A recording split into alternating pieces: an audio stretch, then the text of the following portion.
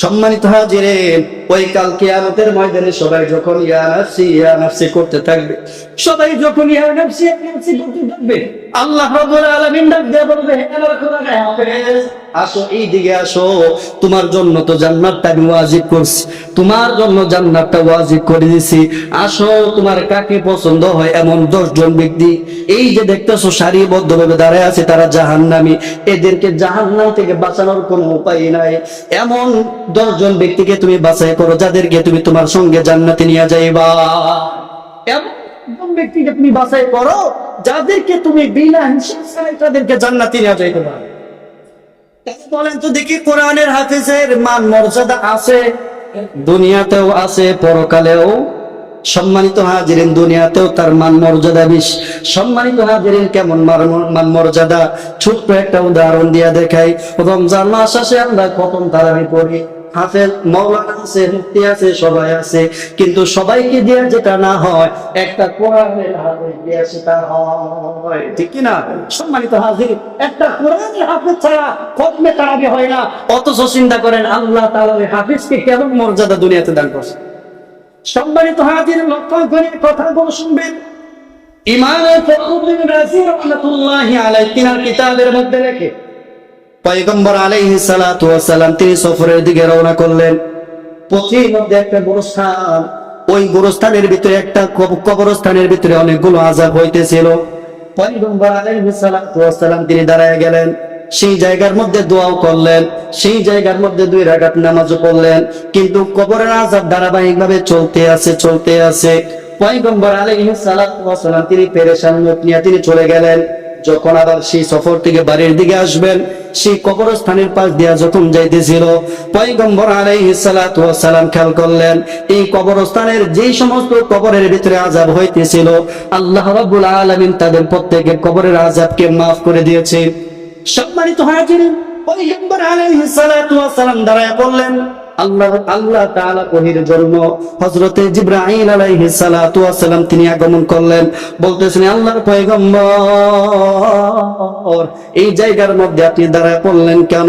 পয়গম্বর ডাক দিয়া বলে, জিবরাইল, এই যে যাওয়ার সময় দেখলাম কবরস্থানের ভিতরে আযাব হইতেছিল, দোয়া করলাম, নামাজ পড়লাম, কিন্তু কবরের আযাব স্বাভাবিক হইল না, ধারাবাহিক চলতেছিল। আমি চলে গেলাম, আবার আসার পথে দেখতেছি কবরের মধ্যে কোনো আযাব নাই। কারণ কেন? জিবরাইল আলাইহিস সালাতু ওয়াস সালাম ডাক দিয়া বলে, পয়গম্বর আপনি কি এই গোরস্থানের মধ্যে কোনো কিছু খেয়াল করছেননি? পয়গম্বর ডাক দিয়া বলে, না, তেমন কিছু খেয়াল করি নাই, একটাই খেয়াল করছি, কবরস্থানের ভিতরে কোনো আযাব নাই।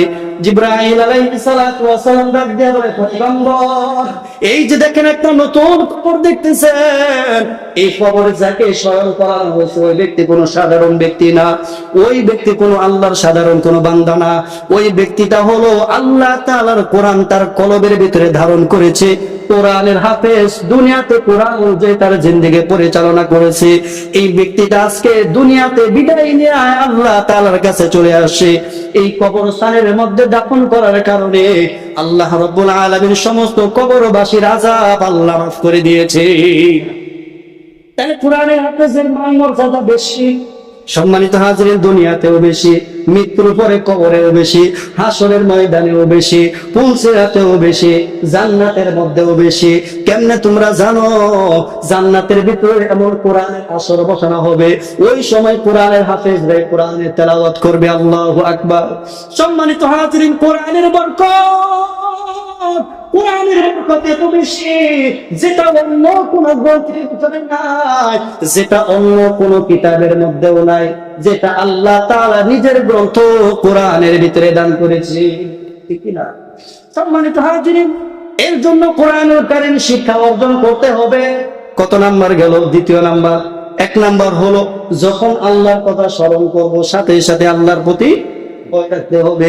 2 নাম্বার, আমি যখন আল্লাহর কোরআন গুলো তেলাওয়াত করবে, আমার কলবটা যদি এমন হয় আল্লাহ তাআলার ধ্যান খেলে মশগুল, তাইলে দেখবেন আমার ঈমানটা ততই বাড়তে থাকবে। অনেক মানুষ দেখবেন কোরআন তেলাওয়াত শুনে আর চোখ দিয়া পানি পড়ে, কোরআন তেলাওয়াত শুনে আর বসিয়া বসিয়া কাঁদে আছে এরকম। সম্মানিত হাজিরিন, ওই সমস্ত ব্যক্তিরা তাদের আমলটা, তাদের কলবটা এমন ভাবে তৈরি করে নিয়েছে, আল্লাহর কোরআনের তেলাওয়াত শুনলেও তাদের কলবটা কেমন জানি কাঁদে। সম্মানিত হাজিরিন, তৃতীয় নাম্বার আল্লাহ রাব্বুল আলামিন ডাক দিয়ে বলে ওয়া আলা রাব্বিহিম ইয়াতাওয়াক্কালুন। তৃতীয় নাম্বার আল্লাহ তাআলা ডাক দিয়ে বলে সদা সর্বদা সর্বহালতে সর্ব অবস্থায় কার প্রতি ভরসা করব? কার প্রতি ভরসা করব? না কোনো বাবার প্রতি ভরসা আছে, না কোনো মাজারের প্রতি, না কোনো কবরের প্রতি। সম্মানিত হাজিরিন, আমাকে সুস্থ রাখার মালিককে, অসুস্থ রাখার মালিককে, সন্তান নেওয়ার মালিককে, রিজিক দেওয়ার মালিককে, রিজিক নেওয়ার মালিককে, ব্যবসা উন্নতি করার মালিককে, ব্যবসায় লস করার মালিককে, সম্মানিত হাজিরিন সুখে রাখার মালিককে, সুখে রাখার মালিককে, সর্বহালতে হলো আমার আল্লাহ। আল্লাহ আমার বানাইছে, আল্লাহ সুখ দিয়াও রাখতে পারেন। আল্লাহ আমার বানাইছে, আল্লাহ আমাকে দুঃখ দিয়াও রাখতে পারেন। আল্লাহ আমার বানাইছে, আল্লাহ সম্পদ দিতেও পারে। আল্লাহ আমার বানাইছে, আল্লাহ আমার সম্পদ গুলো নিতেও পারে, তাতে কোনো আসে যায় না।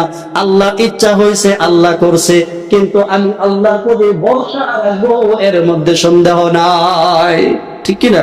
কিন্তু আপনাদের জামালপুরে বিশেষ করে এই জিনিসটা একটু বেশি। জামালপুর, সিলেট, তারপরে হচ্ছে আপনার চট্টগ্রাম, এই জায়গার ভিতরে এতটাই বেশি মানুষ আজকে তারা গায়রুল্লাহর মুখাপেক্ষী হয়ে গেছে। তারা মনে করে সব কিছু গায়রুল্লাহ করে। আসলে তো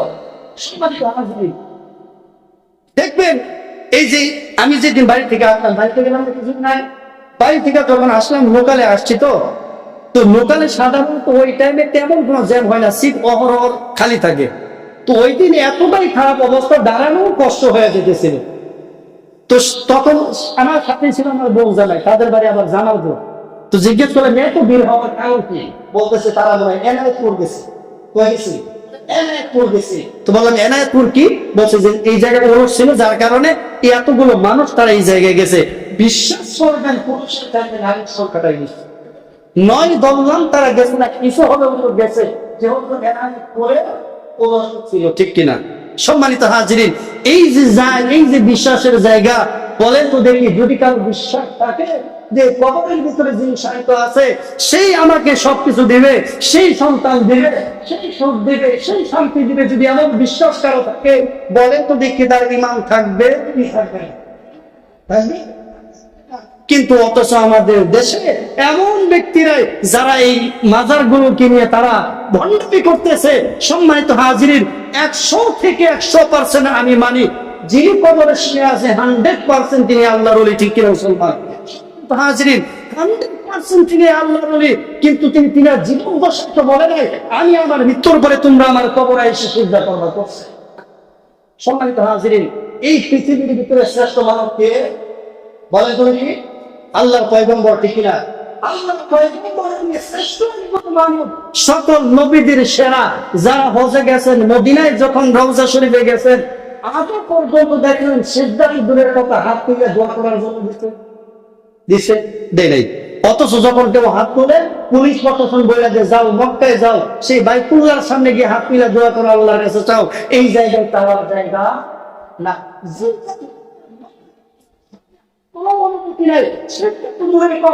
সেই জায়গায় তুমি একজন ব্যক্তিকে শান্ত করে এটা মুসলমান সহ্য করবে না, ঠিক কিনা মুসলমান? আর যত দেখবেন এই মাজার তারা আজার আবিজাবি যা আছে, অধিকাংশ মাজার দেখবেন, শতকরা অধিকাংশ এগুলো মাজার আসলে ভিতরে কিন্তু লাশ নাই, তারা বানাইছে। শতকরা অধিকাংশ মাজার দেখবেন হয় রাস্তার সাইডে, নয় ব্রিজের নিচে, নয় তো পাহাড়ের উপর। সাপোজ একটা উদাহরণ দিই, আপনাদের এলাকার খুব গণ্যমান্য একজন বুজুর্গ মানুষ, খুব বুজুর্গ মানুষ, আপনারা খুব শ্রদ্ধা করেন, ভক্তি করেন, এই ব্যক্তিরা যখন মারা যাবে, বলেন তো দেখে রাস্তার সাইডে নিয়ে তাকে দাফন করবে? রাস্তার সাইডে, ব্রিজের নিচে, পাহাড়ের উপরে নিয়ে? তাইলে এই যে দেখেন ঢাকার ভিতরে বাবু বাজার একেবারে ব্রিজটার নিচে, মনে হয় যেন তার আগে থেকে যাতে এই জায়গার উপর দিয়ে একটা ব্রিজ যাবে, নিচে একটা বিশাল বড় একটা মার্কেট হবে, এই জায়গায় মাজারটা হওয়া দরকার। কি আসেন এরকম? গুলিস্তানের কথা বলে একেবারে যেন মনে হয় কলিজার ভিতরে তারা দাফন করছে, চতুর্দিকে সব মানুষ চলাফেরা করে, একেবারে মাঝখানে কবরটা। সম্মানিত হাজিরিন, এই যে সমস্ত জিনিস বলেন তো দেখি, আদৌ কি তারা ইসলামের কোনো উপকার করছে না ক্ষতি করছে? আমি নিজে বলি, আমি চট্টগ্রামে লেখাপড়া করছি 7 বছর, তার মধ্যে থেকে 1.5 বছর আমার হেলথ কমপ্লিটের সময়।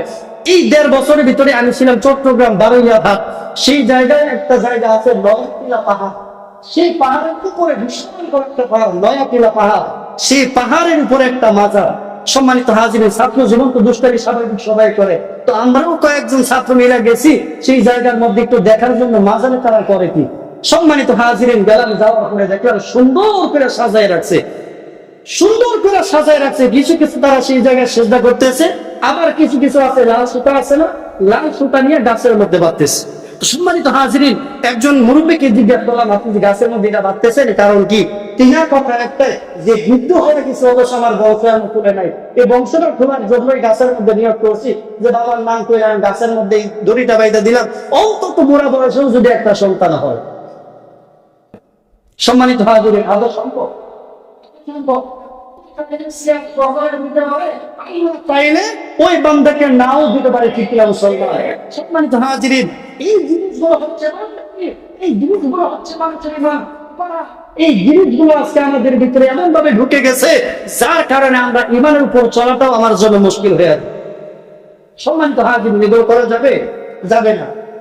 সেই জায়গার ভিতরে সারাদিন দেখতেছি টাকা তুলতেছি, সারাদিন টাকা তুলে, সারাদিন টাকা তুলে। আর গাড়িওয়ালারাও এমন, আর এমন একটা জায়গায় বিশ্বাস করবেন, এমন একটা জায়গায় মাজার, এই জায়গায় মাজার, সামনের যে রাস্তাটা এটা সোজা এরকম, মানে পুরাটা উঁচু, পুরাটা উঁচু, নিচে হচ্ছে কি আপনার মাজারের যে ডান বক্সের ইটা থাকে সেটা। এখন স্বাভাবিক ভাবে মানুষ একটু ভয় রাস্তায় যায়, বলেন তো দেখি কারে ডাকে? আল্লাহ ডাকে না? তারা মানুষকে এমন ভাবে গ্রাস করেছে, এমন ভাবে তাদেরকে আয়ত্ত করছে যে আমি যে এত উপরে উঠবো গাড়িটা নিয়ে, যদি কইরা যাই এর জন্য আগে বাবার দান বাক্সে দিয়ে ফিরে যায়। আর এই দান বাক্সের টাকাগুলো নিয়ে তারা মজা মাস্তি করে। বলেন তো দেখি, ওই ব্যক্তিটা এই টাকা নিয়ে কিছু করবে? যে কবরে আছে সে তো টাকা নিতেই পারবে না, সে তো কবরের মধ্যে শায়িত, তার এই টাকাগুলো যায় কোথায়? সম্মানিত হাজিরিন, এটাই হচ্ছে ভণ্ডামি। আর দেখবেন অধিকাংশ মাজারের ভিতরে, মাজারের কাজে কারো চুল নাই, কারো দাড়ি নাই, দেখবেন মুজ হচ্ছে রবীন্দ্রনাথ ঠাকুরের মতো, এইরকম অবস্থায় তারা চলাফেরা করে। তাদের কাছে যাওয়া যায় না, চুলগুলো থাকে জল, তাদের কাছ দিয়ে গেলে বন্ধ করে, অথচ তারাই ওই মাজারের খাদেম হয়ে যায়।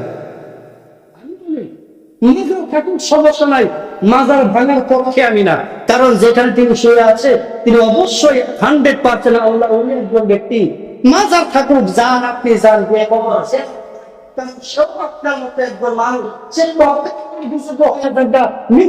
আপনার মুখের দিকে তাকায় আছে, কখন আল্লাহর এক বান্দা এসে আমার জন্য একটু দোয়া করবে, আল্লাহ এই বান্দার জন্য তুমি সবরে সানি করে দাও, কখন দোয়া করবে? ওই ব্যক্তিও মৃত্যুর পরে বান্দার দিকে তাকায়া থাকে, ঠিক না মুসলমান? সম্মানিত হাজিরিন, এর জন্য মাজারে যান, সমস্যা না, কিন্তু মাজারে গিয়ে বন্ডামি গুলো করা যাবে না। আলহামদুলিল্লাহ, পড়ার করা বিশেষ করে আমি খুব নিজেকে গর্ব করি। 1 নাম্বার হচ্ছে কোনো বিদাত পাই নাই, 2 নাম্বার হচ্ছে তাবলীগে একটা পরিবেশ পাইছি, 3 নাম্বার হচ্ছে মাজার পন্থী কাউকে পাই নাই। আমি যখন প্রথম চিন্তা করছি জামাল এই জিনিসটা বেশি ভাইরাস, যে তারা এই জায়গায় দেখা যায় মাজারের সংখ্যা থাকে বেশি।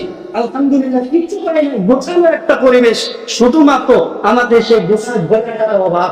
এর জন্য আমি বলবো, এই গোছানো যে এরকম ভাবে গোছানো আছে, এভাবে আসুন আমরা ধরে রাখি, আসুন আবার আমরা কোরআনের ছায়া তলে থাকি, আসুন আবার আমরা মসজিদে একই সাথে ভরপুর হয়ে আমরা নামাজ আদায় করি, নামাজ আদায় করে আবার আমাদের নিজেদের কাজের মধ্যে লিপ্ত হয়ে যায়, তাইলে দেখবেন আমাদের ভিতরে শান্তি ফিরে আসবে। ঠিক আছে? এর জন্য আমি আপনাদেরকে বলি যে 5 ওয়াক্ত নামাজ একটু জামাতের সাথে সুন্দর করে পড়ে, বেশি সময় তো আর লাগে না, 10-15 মিনিট, এর চাইতে বেশি না। যদি আমি একটু কেরাত লম্বা করি, হয়তো 15 মিনিট লাগা যায় 4 রাকাত নামাজে, এই 15 মিনিট স্বাভাবিক লাগতেই পারে, ঠিক কিনা? এই 15 মিনিট সময় একটু আল্লাহরে দেন, বাকি সময়গুলো নয় আপনি দুনিয়ার হালাল কাজের মধ্যে ব্যয় করলেন, আল্লাহ তো আর কিছু বলবে না, বলবে না। অথচ অনেক ভাইরা আছেন, বাবারা আছে, নামাজ ছাইরা দোকানে বসে থাকেন, তুমুক জায়গায় বসে থাকেন। আমার বুঝে আসে না, আপনাদের আদৌ কি আপনাদের ভিতরে এই চিন্তা বোধ হয় না? এই যে দোকানে বসে রয়েছি, মসজিদে হারিয়ে আলো সলা করতেছে, আমি মসজিদে বসে আছি, যখন আমার মৃত্যু হয়ে যাবে তখন কি হবে? এটাকে আদৌ আপনাদের চিন্তা হয়? এই জিনিসগুলো চিন্তা করবেন, মাঝে মধ্যে খেয়াল করবেন। আমার তো বাবা দুনিয়া থেকে বিদায় নিছে, আমার মা দুনিয়া থেকে বিদায় নিছে, আমার সন্তান দুনিয়া থেকে বিদায় নিছে, আমি যে যাবো না এটা তো কোনো গ্যারান্টি না কেন, তাকেও কবরে যেতে হবে, সে যত গরিব হোক না কেন তাকেও কবরের মধ্যে যেতে হবে। এই জিনিসগুলো একটু ভাববেন, এই জিনিসগুলো ভাববেন, আপনার ভিতর থেকে নামাজ কখনো ছুটবে দূরের কথা, নামাজ ছোটার কল্পনাও করা যাবে। এর জন্য আমি বলবো অন্তত নামাজটা আপনারা ধারাবাহিকভাবে ধরেন। আর এই নামাজটা পড়ার জন্য আপনার অবশ্যই কোরআন কারিমে তেলাওয়াতের দরকার আছে। এর জন্য কোরআন কারিমে তেলাওয়াত শিক্ষা করেন। আপনাদের জন্য সুবর্ণ সুযোগ করে দেওয়া